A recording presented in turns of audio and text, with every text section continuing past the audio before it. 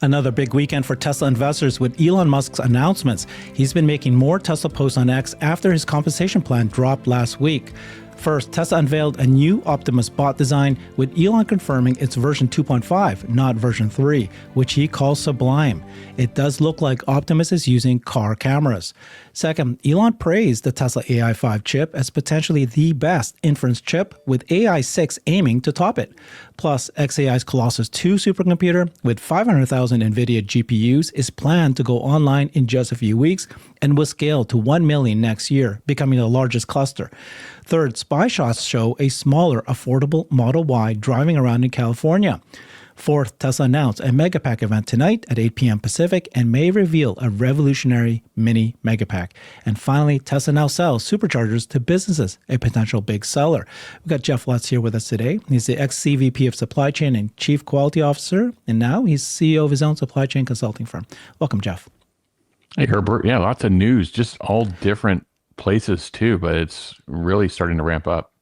Yeah, we'll see what happens, but so far it feels like Elon is posting more after his compensation plan.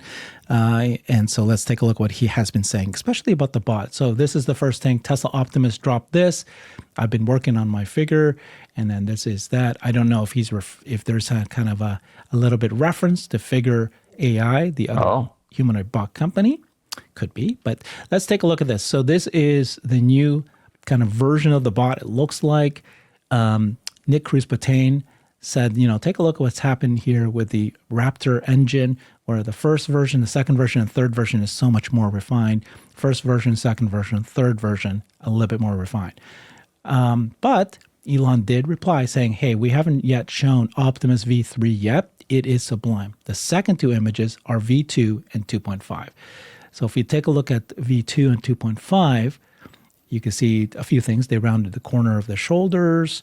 They've kind of removed a little bit more panel gaps here. They've hidden the things that are exposed, and then they put gloves on the hands.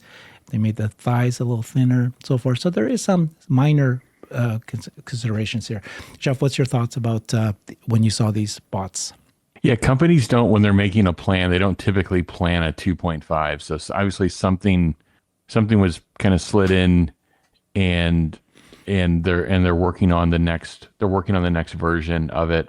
From what I've seen, it looks like they're making a lot of changes to narrow this thing down to get it to be production worthy. I remember, by the way, you showed the picture of the progression of the three. I remember what walked out on stage at AI Day in September of 2022. I was sitting in the third row and I saw Optimus in somewhat of an assisted form walk out for the first time. So it's safe to say that the Tesla team got off to a really quick start in robotics, building out their team, building out these prototypes. And the one thing I'd like to address is this whole thing of it's late or it's delayed. I think Tesla definitely encountered some issues in the spring of this year. They've noticed some things that changed their plans that they had earlier. I would say late winter. They had plans of building several thousand of these this year. They still could build a sizable amount of them. It's their decision.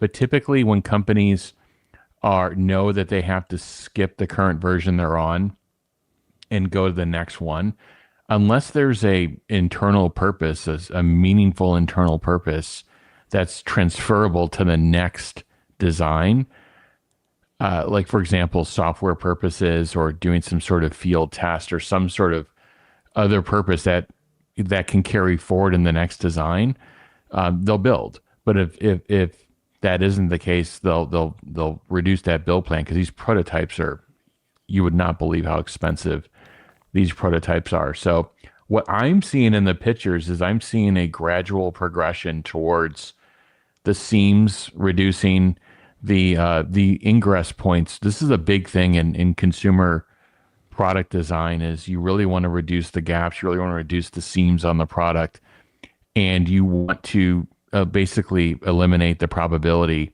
of dust and liquid ingress on the product. So those are some of the changes that I've seen, but there's a lot of changes in multiple areas of the bot. I would direct you towards Scott Walter's post on this. I think he did a really good job summarizing some of the changes and why he thought it was a 2.5, which it really was. And but where I think this positions, I think Elon and the team understand the changes between where they're at today and production. I think this differentiates Tesla. By the way, I do think a lot of bot companies are progressing. And by the way, I do believe there will be more than one winner in this space, and there could be some large winners in this space. But I do think Tesla is keenly aware of where they're at relative to production. I do expect Optimus, to be available and doing meaningful work in the Tesla factories in a matter of months. Is it 6 months? Is it 9 months? We'll see what the V3 plan looks like. Yeah, that's what I was going to ask you, because if this is version 2.5 and Elon's saying that version 3 is going to be very different. And in fact, we actually even had another Optimus AI team member, like mind blown. Like they're really saying big things about version 3. So when version 3 comes and it's a complete redesign, more refined, doesn't that, Jeff, put them back to, square one in terms of production, production plans in the future? Well, it depends what parts change, and if is it raw material driven? Is it assembly driven? I wouldn't say square one. It honestly, it depends. It depends what's changing. So that'll be interesting to see. Is that a reveal? Maybe at the investor meeting, is V3 a reveal? Then it looks like there's some major tech reveals coming up for Tesla, and this could be one of them. Again, you're at this stage, you're really focused on the final changes needed for it to be production worthy. The biggest thing that's going on with a lot of bot programs are short-term reliability issues, medium-term reliability issues. You got to knock down the short-term reliability issues. You can work on all of them in concurrently, but you really got to knock down the short-term reliability issues of why did these things fail. And if you look at conventional robotics, I mean, that's one of the big things when you're looking at conventional robotics in factories. You're looking at uptime, you're looking at reliability, you're looking at tolerances in terms of placement and accuracy. And these are all the things. So when you see these big physical humanoids, walking around and, they're just getting the ability to walk and do certain things, remember, there's a fairly long road from there to something that's reliable, that's repeatable, and that can be manufactured. Yeah. And that's exactly the perfect timing. This is what Elon did say. So Phil Bissell said, it isn't just the Tesla design studio hard at work making Optimus design better. Hardware teams involved making sure everything can fit, work, and stay cool inside.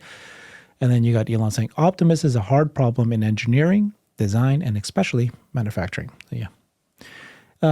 This is Scott Walter. He's a robotics expert. And he said, no, this is not Optimus Gen 3. And of course, Elon confirmed that it's pre-production pilot Optimus or mid-cycle refresh Optimus or Gen 2.5. And that's exactly what Elon did end up saying. Here's why. And he explains it in a nice post.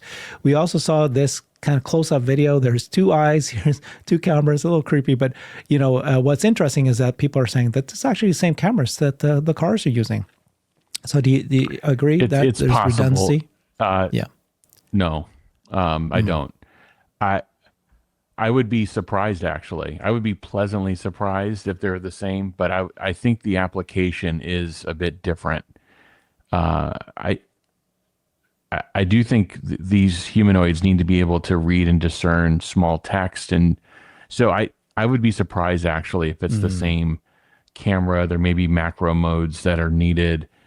So I would be a bit surprised, but I believe they are using the same integrator. The integrator is the company that assembles the lenses, the housings, all the movement mechanisms that are inside of a miniaturized camera. Basically, the camera assembly. If you think through it, I do believe that they're using the same one. I don't know if that was formally announced. There was definitely articles about it, and that's a company division of Samsung called Semco. Okay.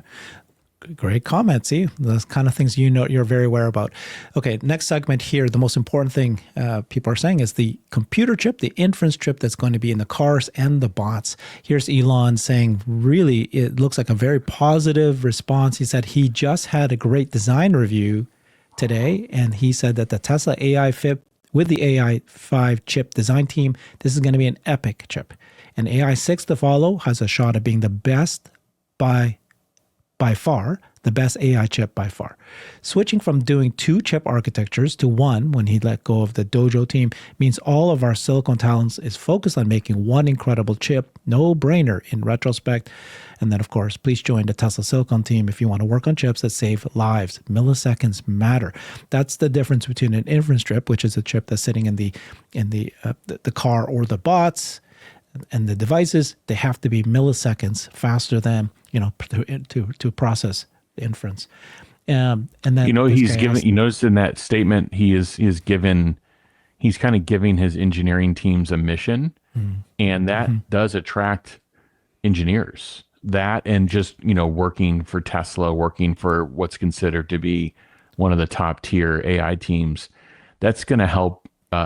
Attract talent. Elon recruiting is a big deal. I think it's one of the big drivers of his compensation package, by the way. I think it's one of the big differentiators that just seldom talked about. What are the most things that are seldom talked about with Tesla, SpaceX?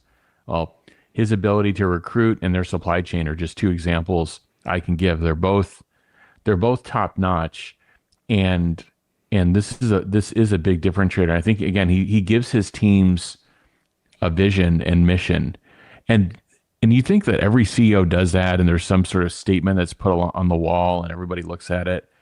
But these are real. Like, these really do matter. Like, what if you're working on physical real world AI? What do you want to do? Do you want to prevent people from having car accidents? Do you want to be the first mainstream implementation of that, or do you want to work on, I don't know, some sort of widget that's doing some sort of like decently helpful thing? So anyway, this is a big deal that he gives his team vision and mission. Anyway. And the team is to his liking. So this guy asked, the best AI chip for cars, you mean? And he said, could be wrong, but I think AI5 will probably be the best inference chip of any kind for models below 250 billion parameters. By far, lowest cost silicon and best performance per watt. So these are other KPIs, right? Milliseconds matter, lowest cost, best performance per watt, so that you use less energy. Your robot can last longer. Yeah. So from a design perspective, the lithography, the packaging, all of these things are thought through, and of course the power consumption of the system. And because if you can figure that out, then you can make the chip less expensive to manufacture. And if you're consuming less power, you need smaller batteries. There's less heat. If there's less heat dissipated, then you need less heat dissipation material that's inside of the bot or inside of the vehicle. Like, all these things matter. And this is why, and I've said this over and over, why it's so important that Tesla controls this piece of Tesla vertically integrates engineering. And this is the reason why. NVIDIA is going to make a good part too. Okay. But you're going to pay 70% margin for that part and that support. But if you do your own chip, you do your own software, the only margin you're paying is to the fab integrator. And you're guaranteeing supply, right? Which is like, if you plan to make 1 million cars and 1 million bots and eventually 1 billion bots, you don't want to be relying. You're not going to be in line. Suppliers. You're not going to be in line. Well, I mean, the fab has allocation, but Tesla's made a huge investment in Samsung to secure that allocation. So, yeah, you're correct. Grok, they asked them, Grok. Tesla currently uses its hardware 4 chips in vehicles for FSD, manufactured by Samsung and TSMC. AF5 is in design phase, mass production expected end of 2026. That's next year via TSMC. AI6 follows, and that's the Samsung deal that we've been reporting on. So Elon said about half of our chip team is in the Bay Area and half in Austin, plus many engineers scattered around the world. Yeah. I wanted to just a quick comment. AI 5, if that's true, that's the end of 2026. That's a move out. And that's fine. So, I mean, one of the messages here is it looks like they figured out Cybercab and AI 4, and that's fine. Yeah. I just want people to be aware of when you take on this much engineering and you're working on something that's going to be better power consumption, greater performance, lower cost. If you're doing something that everybody else is doing, the schedule is more predictable. It is. So if you're doing something that everybody else has, you can pretty much nail that schedule. Say, oh, great, Tesla's on time. And you want them to be on time. So this isn't like a get out of jail free card. I'm just telling you the other side of this. The other side of this is when you're going after performance, cost, that has not been achieved before. And we'll see. We have to see how AI 5 actually performs. Heat dissipation, all the other specs. If it is a meaningfully different and better computer, well, this is why you get greater schedule variations when you're going after things that people just haven't done before. The ability to predict schedule is good. The other comment I wanted to make is we've been talking about Dojo, and we don't. So maybe AI 6 turns into, maybe even AI 5 as well, turns into some sort of smaller version of that. We're not sure. But whatever the case is, the plan has definitely changed. And I think if you're looking at companies and you're looking to back something or follow something, it's not every time that they make a turn like this, it's not like, well, they made a mistake or they messed up. It was a waste of money. Sometimes there's some discovery that's needed. What you don't want is you don't want the company to hang on to things for an extended period of time that will never see the light of day in production. And Elon seems to be very good at cutting those things, severing them. So I just want to say, it all ties together. If you're going after things that people haven't done before, you're going to have a batting average. You're going to take on like, hey, this didn't work. We just got to cut it and we have to move on. This is, to me, Dojo and then this AI 5 move out are a couple examples of them having reach out specs, reach out performance, and then going after things. And sometimes things don't work out, but you want to cut and run and go on to the next thing. And I think they're pretty good at that. A couple of comments for me is like, one is that, this is signal. this discussion we're having right now of whether an AI 5 chips and AI 6 chips are going to be successful or not. That's the kind of thing, if you're Tesla investors, you want to learn this, understand this. This is going to change the trajectory of the company. The second thing is, NVIDIA today creates the best training chips, GPUs in the world, and they are better than even, Tesla's trying. Imagine that's not even their business, like a secondary business they're doing, trying to do it. Yeah. And then, but inference, and Jensen Huang himself has said, is going to be 1 billion times bigger than the training chip. So right now, people want the training GPUs. But soon, especially with Tesla having so many bots and vehicles out there, it's the inference that matters most. And so he's going to double down on being the best inference chip out there. And that is, just think about that. That's going to be huge. To get there, of course, you need the largest supercomputers in the world. And here's a really good update of where they're at. This is XAI, to Elon's other company. Peter Diamandis says XAI is doing the impossible. Colossus 2 will be online within the next few weeks, and it's going to have 500,000 NVIDIA GPUs. It's going to scale to 1 million by early 2026. So basically, you're talking about being on time. These guys are ahead of schedule. This is expected to be the biggest computer cluster ever built, leapfrogging all other competitors. Is this true? Ian asked, and he said, yes, based on Elon's 2025 posts, or July last month, Colossus 2 is planned to start with 550 NVIDIA Blackwell GPUs, GB200s and GB300s, coming online soon, scaling to 1 million. Yeah, so the world's first gigawatt plus AI supercomputer, and that's what matters. I am curious where Cortex is, which is Tesla's supercomputers, but we're watching this big, giant building being built in Giga Texas. So hopefully they're not that far behind, but doesn't matter. Both of these are helping Tesla. They are. And I've often said it's very interesting to me that this whole XAI Tesla thing hasn't been probed further in terms of GPU utilization. Cortex is much smaller than that. I know it's growing, and I know they're building out that facility, but anyway, it'd just be interesting to see the pace of that build out relative to this one. Is there some sort of opportunity for cross utilization, or I don't know. But yeah, this is an unlock for Tesla and XAI. This ability to raise these data centers and stand them up in a time. It's not just 10% faster, 5% faster. It's many times faster than what others are doing. So this is an unlock. It starts the whole flywheel from the supply chain, from NVIDIA all the way to end consumer. They figured this out.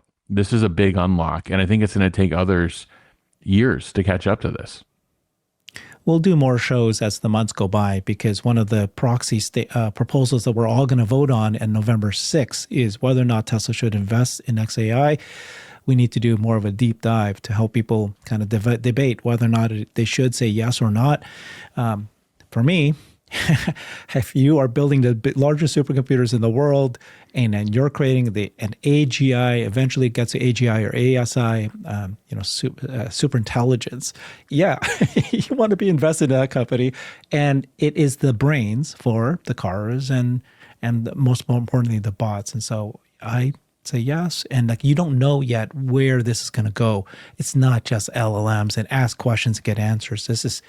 It's going to replace Microsoft. It's going to replace businesses. It can create new businesses. It can help Tesla everywhere, manufacturing, so far. So, energy, manufacturing, everywhere. So yeah, everywhere. We'll do more of that as the months go by, or the month go by. Really, we're so close. All right, we are now going to talk about the new, more affordable Model Y. This new, more affordable vehicle.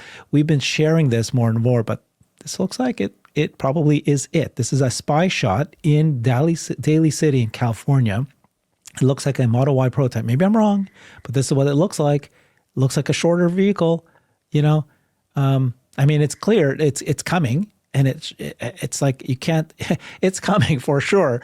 And so, anyways, what do you think this is, Jeff? It's hard to tell with aspect ratios, the length of vehicles and things like that, unless you see it next to another one. But I go back to, if you're just looking at this from a product and engineering, a supply chain perspective, when you create the number one selling product in your category in the world, there is value in creating different sizes of that if there are market segments that demand that. So we did this in mobile phones all the time. We did thin versions. You may see by the way, you may see a thin version this year. You're starting to see thin versions now of mainstream premium smartphones. You may see more of that, where people want that option and want that capability. The same thing here. It's obviously different with a vehicle, but the Model Y Long, great launch, doing very well in China, lots of interest. And then potentially, from a platforming perspective, there's people need to understand, from all the inbound parts coming in from the supply base, tremendous reuse between long version, standard version, and potentially a shorter version. The parts that Tesla controls in their factories are the parts that mostly change the length and size of the vehicle, and that's all vertically integrated. That's all just in time. That's basically, they build it as they need it, so they don't need to spool up a bunch of inventory of that. So it's really set up well from a supply chain perspective, from an efficiency perspective. And if you can get 70, 80% reuse and have these, a short, a regular, and a long version, and you start serving segments of, I'd like to have a Model Y, but I don't want a big 5-person family vehicle. I want a hatch, but I want the storage space, but I don't want this huge vehicle. Well, there's potentially a solution here. So this would make a lot of sense. This would make a lot of sense near the end of the quarter, very end of the quarter, when the $7,500 credit in the US is expiring. This makes sense in Europe, smaller streets. This makes sense in Asia. This makes sense everywhere. We don't know if they're doing it, but it sure would make a lot of sense for them to do a shorter version of this. Yeah. We are expecting it to be revealed or launched October. maybe, like you said, even this month. So September 8th. So we're talking about 3 weeks from now, we might see this.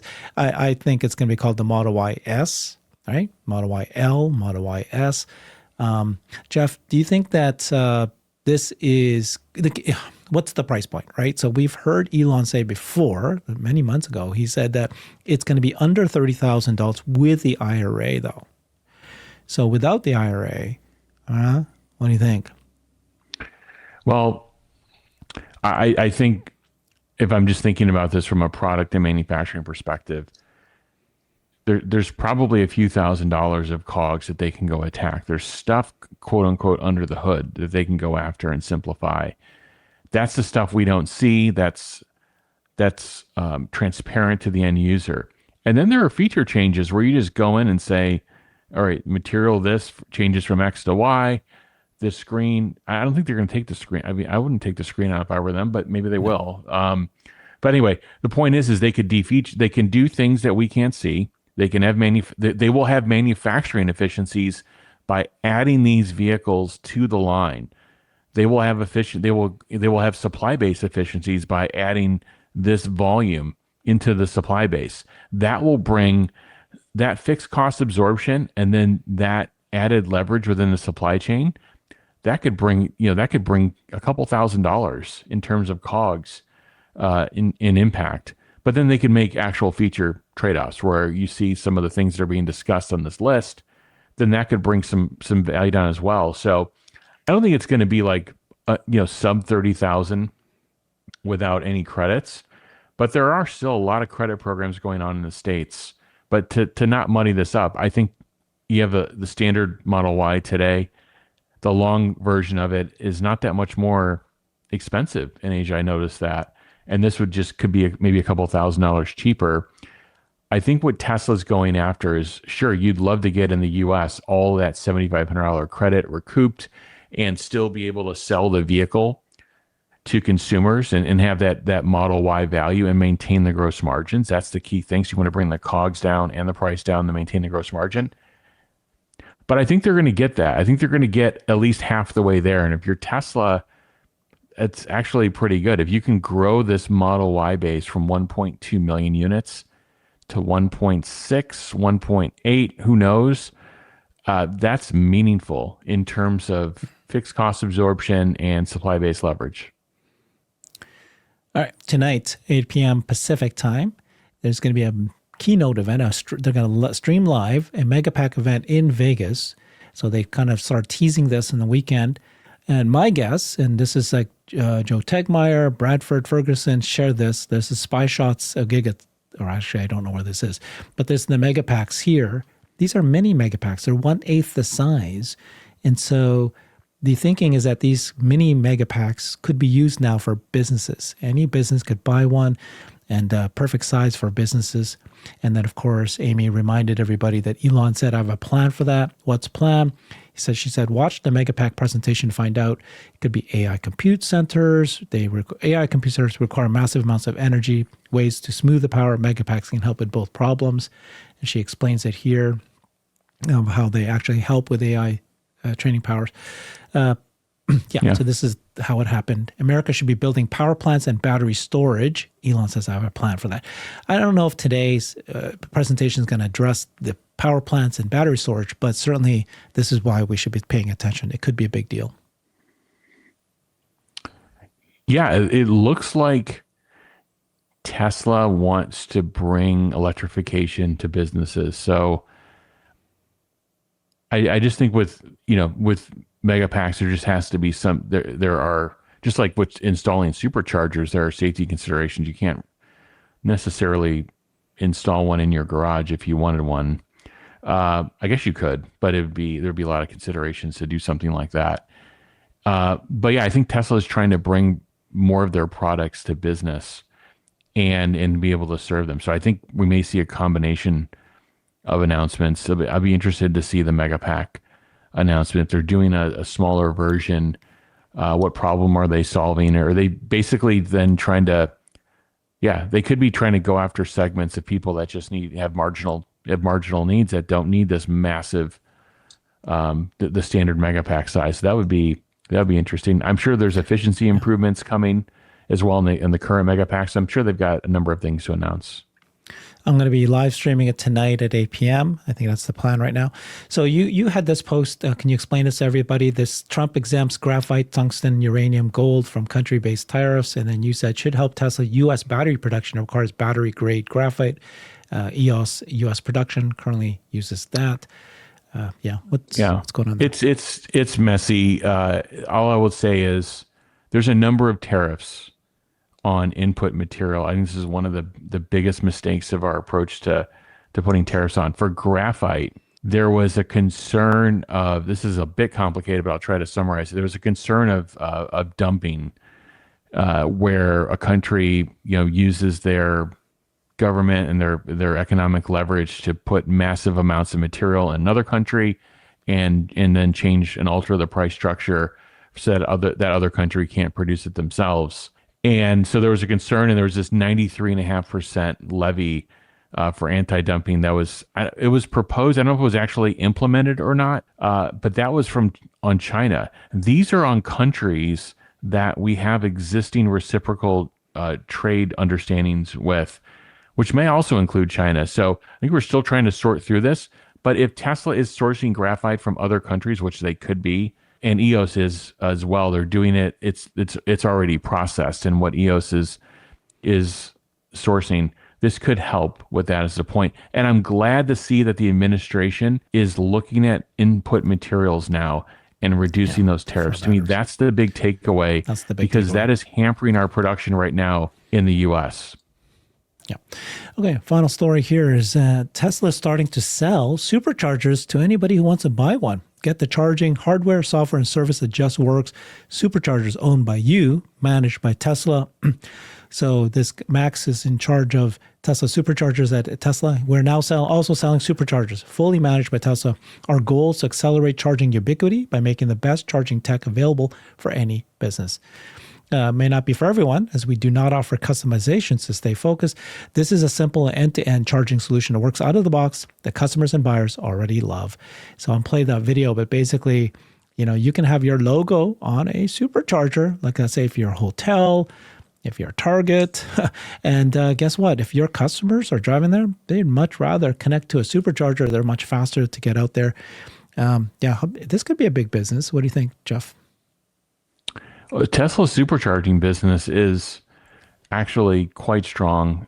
And what I believe happened here is they've reached a level of efficiency in their charger production where they can bring the cost structure down, and they can start kitting in these different configurations. Instead of everything's a kind of an 8-pack or greater, they brought their cost structure down where they can provide this flexibility. And there's co-branding here. There's a software as a service. There's a monitoring service. There's a number of things that Tesla can sell on a monthly recurring basis here. So this is actually a very good thing for Tesla. Okay. Thank you very much, Jeff. Appreciate it. Follow him on his X account at the Jeff Lutz. Lots of great information shared today. Thank you. Bye-bye. Thank you. I've created a website that is the most comprehensive resource for the Tesla investor. Please check it out. Simply go to my website at herbertong.com.